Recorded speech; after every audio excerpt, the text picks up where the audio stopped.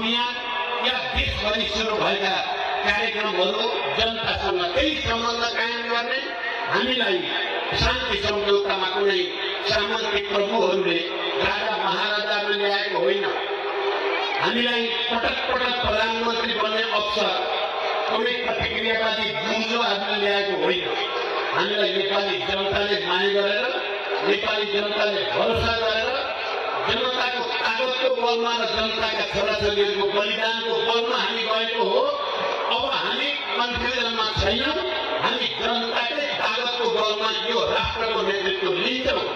केही अपिल हामीले देशभरि गर्दै हिँडेका छौँ र आज म मेलम्चीमा पनि तपाईँ आदरणीय जनसमुदाय र अनि सिन्धुपाल्चोकका सम्पूर्ण जनसमुदाय जसमाथि मेरो विशेष भरोसा छ, विशेष भावनात्मक सम्बन्ध पनि छ, तपाईँहरू सबैसँग पनि मेरो त्यो अपिल छ। यहाँ अघि पूर्वका साथीहरूले भनि नै हाल्नुभयो, यो त्यति गम्भीर भयो, खतरनाक भइ नै सक्यो भन्ने चाहिँ होइन। हिजो इतिहासमा हजारौं जनताका छोराछोरीहरूको बलिदानबाट प्राप्त भएको संघीय लोकतान्त्रिक गणतन्त्र 10-15 हजार मान्छे उठार्दैमा अघि यहाँ भनिए जस्तो त्यो त सम्भव छैन, तर दुस्साहस चाहिँ भएकै छ। त्यो दुस्साहसलाई हामीले भनेका छौँ, यीको जवाब पत्थरले दिन माओवादी केन्द्र तयार छ, समाजवादी र गणतन्त्रवादीहरू तयार छन्। त्यसकारण हामीले आउने 15 गते हामीले एउटा केन्द्रीकृत कार्यक्रम काठमाडौँमा गर्दैछौँ। देशभरि म अपिल गर्न चाहन्छु, तपाईँहरू यहाँ नजिक भएको हुनाले सिन्धुपाल्चोकवासी जनता त्यसमा पक्कै पनि ठुलो मात्रामा सहभागी हुनुहुनेछ। म यो पनि तपाईँहरूको अगाडि भन्न चाहन्छु कि यो जुन नौटङ्कीहरू देखाइँदैछ राजा महाराजाको बारेमा, विशेष 50 वर्षसम्म राजा महाराजाले यो देशलाई कहाँ पुर्याए नेपाली जनताले बिर्सेको छ। मूर्ति चोरको हुँ, नेपालका ठुल्ठुला मूर्तिहरू चोरहरू अहिले राजा। भाइमाराको हो, भाइमाराको हो, आफ्नै वंश मास्टरले त्यहाँ आएर अहिले फेरि ढाल लगाउन मिल्छ। सुन्तस्तरको हो, नेपाली जनताले बिर्स्यो भन्ठानेको। मैले पहिलोचोटि प्रधानमन्त्री हुँदा दरबार हत्याकाण्डको फेरि एकचोटि छानबिन गर्नुपर्ने छ भनेको थिएँ। मैले त्यति बेला 5 वर्ष शासन गर्न पाएको भए म फेरि एकचोटि छानबिन गरेर भाइमारा र राजद्रोही यिनीहरूलाई इतिहासको कठघरामा छ्याङ लगाउने विचार थियो। अहिले यिनीहरू फुलफुली गरेका छन्। मैले तराईको जागरण अभियानमा भनेको थिएँ, धेरै चोरीखोरी नगरे हुन्छ, धेरै चोरीखोरी गरेको भए धेरै मूर्खता पहिले पनि भइसकेका छ।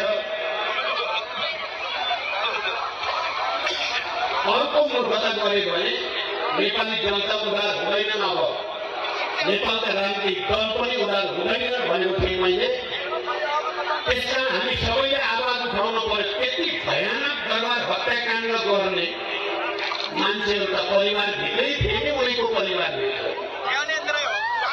सबैले बुझेको छ नि नेपाली जनताले को हो मुख्य यसको प्लानर, यसको मास्टर माइन्ड को हो भनी जनतालाई थाहा छ। बिर्से भन्न थालेका छन् तिनीहरूले।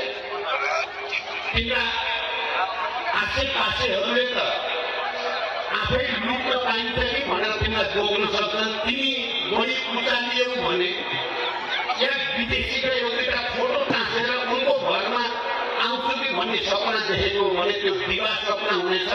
त्यो भ्रममा नरहन चाहिँ हामी अपिल गर्छौँ। त्यसकारण हामी सबैले आवाज उठाउनु पर्नेछ। एकातिर हामीले अहिलेको सरकारको भ्रष्टाचारीहरूलाई बचाउने, बिचौलियाहरूको इच्छा अनुसार नीतिहरू गर्ने, जनतालाई सताउने, राम्रो काम गर्ने जतिलाई सताउने, नराम्रो काम गर्ने जतिलाई पुरस्कार दिने अहिलेको सरकारको काम त्यही भएको छ। उन्मानलाई सताउने उन्मानलाई सताएको त तपाईँ हामी सबैले देखेका छौँ नि जसले त्यत्रो लोकसेवी उज्यालो नेपालमा उज्यालोको रात त्यसैलाई सताएको छ किन किनकि भ्रष्टाचार गर्न पाइएन अर्को लुट्न पाइएन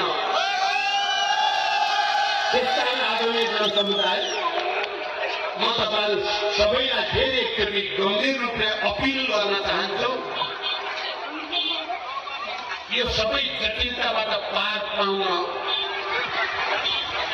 परिवर्तनको वाहक शान्ति सम्झौताको एउटा जीवित हस्ताक्षरकर्ता संविधान निर्माणको एउटा प्रमुख नेतृत्वकर्ता हुनुको नाताले मैले र हाम्रो पार्टीले देशको जिम्मा लिनै पर्ने भएको छ त्यसमा तपाईहरु सबैको सहयोग हामी यो देशलाई भ्रष्टाचार मुक्त देश बनाउन सकिन्छ यो देशलाई सामाजिक विभेद मुक्त देश बनाउन सकिन्छ र आर्थिक रूपले समृद्ध देश बनाउन सकिन्छ 18 महिनामा हामीले टेलर त देखाइ नै सकेका छौँ आउने दिनमा पुरै फिल्म देखाउन पर्ने छ त्यसको लागि तपाईहरु सबैको साथ चाहिएको छ